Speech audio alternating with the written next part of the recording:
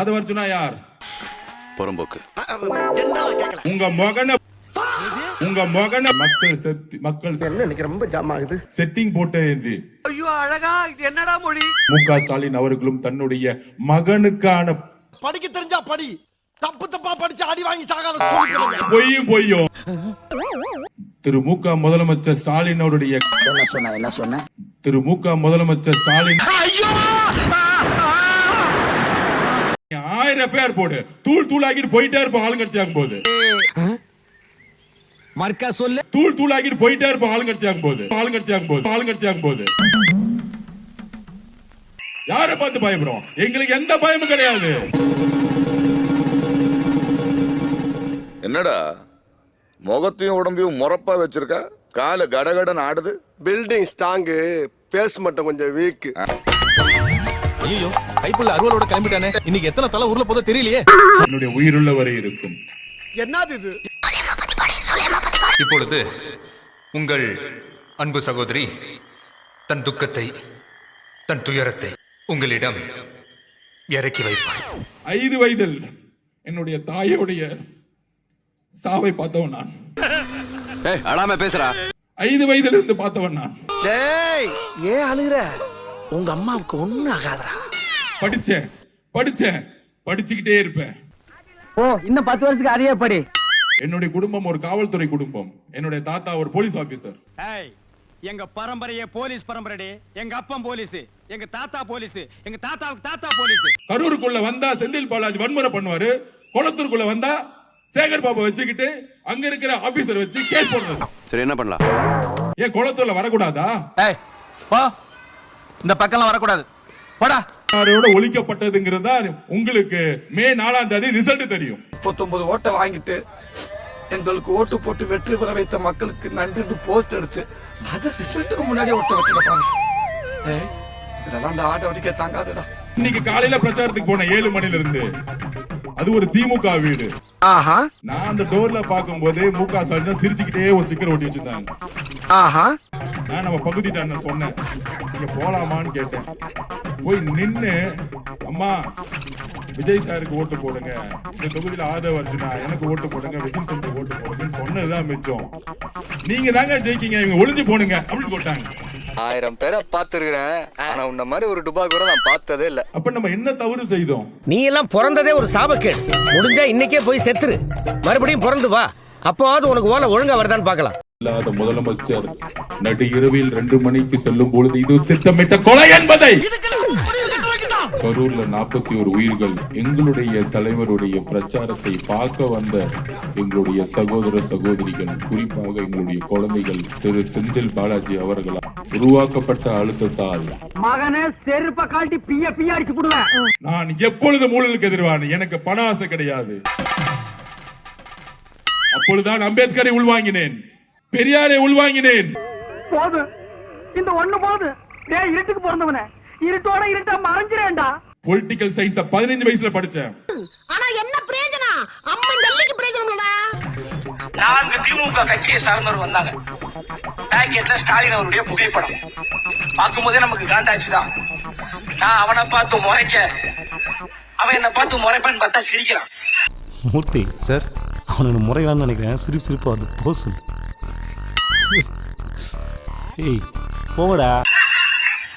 வந்துட்டு தலைவா நல்லா பேசுறீங்க மேடையில, ரொம்ப மகிழ்ச்சிங்க பண்ணாப்புல. நான் பேசுறது புரியுதுங்களா? நாய் குறைக்கிற மாதிரி ஒண்ணு இல்லீங்களா? சரிங்க, ரொம்ப சந்தோஷம். உங்கள்கிட்ட சொல்றதுக்கு ஒரு மாதிரி தயக்கமா இருக்க பண்ணாப்புல. ஏன் ஏதாவது சொன்ன ஒண்ணு யூடியூப்ல பேசுறீங்களா, மேடையில பேசுறீங்க, பயமா இருக்கு அப்படின்ட்டு அவருடைய பேரையும் அவருடைய பொறுப்பையும் சொன்னாரு. என்ன சொன்னாருன்னா, அத பத்தி நல்லா காலையில இருந்து கேட்டுக்கிட்டு இருக்கேன், சொல்லி தொலையண்டா. எங்க வீட்டுல 7 ஓட்டு இருக்கு, அதுல நான் திமுக பொறுப்புல இருக்கிறதுனால வேற வழி இல்லாம உதயசூரியனுக்கு போட்டுறேன்.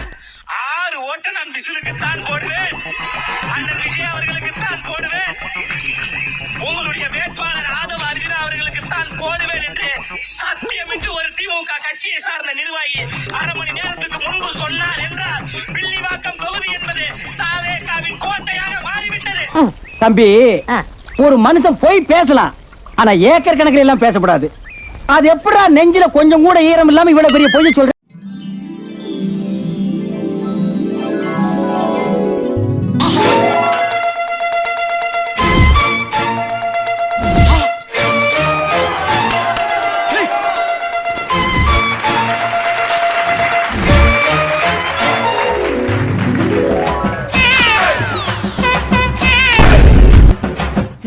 கண்டதெல்லாம் போதும், எழுந்து போய் வேலையை பாரு.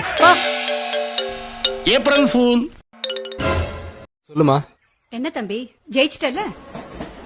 இல்லைம்மா. என்ன சொல்ற குரு? இல்லைம்மா, நான் ஜெயிச்சிருந்தா என்ன நடந்திருக்கும்? ஏற்கனவே வாங்கின 24 மெடலோட இன்னொரு மெடல் சேர்த்து 25 வீட்டில் இருந்திருக்கும். ஆனால் நான் ஜெயிக்காம விட்டு கொடுத்ததுனால ஒரு குடும்பமே நல்லா இருக்குமா? தைரியமா உங்க பையனை உதயநிதி ஸ்டாலின வில்லிவாக்கத்துல நிக்க வச்சு என்ன ஜெயிச்சிருந்தா உங்களுக்கு தில்லு இருக்கு. உங்க மகனை பொய்யும் 100 வருஷமா ஜெயிச்சிட்டு இருக்க ஒரு தொகுதியில நிக்க வச்சுக்கிட்டு சேஃப்டியா ஒரு தொகுதியில நிக்க வச்சிட்டு இருக்கீங்களே, தைரியம் இருந்தா உங்க பையனை அமைச்சிருக்கணும் மு க ஸ்டாலின் அவர்களே. எங்க இருந்தோ ஒரு பாட்டில் எடுத்து வீசிட்டா இந்த கூட்டத்தை கலைத்து விட முடியுமா? இது ராணுவ படை, தமிழக வெற்றி கழகத்தின் சிங்க பெண்கள். ராணுவ படை, அது லேடிஸே ராணுவ படை.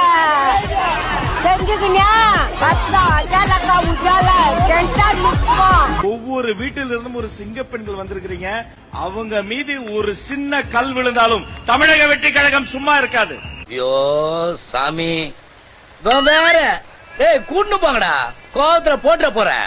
இது ஏதோ மேடைக்காக சொல்ற நினைக்காதீங்க. வில்லிவாக்கத்தினுடைய வெற்றி வேட்பாளர் என அருமை சகோதரர் ஆதவ அர்ஜுனா நின்று கொண்டிருக்கிறார். நீ என்ன அவ்வளோ பெரிய அப்பாட்டாக்கிறா? இல்ல அவ்வளோ பெரிய அப்பாட்டாகிறான்னு கேக்குற.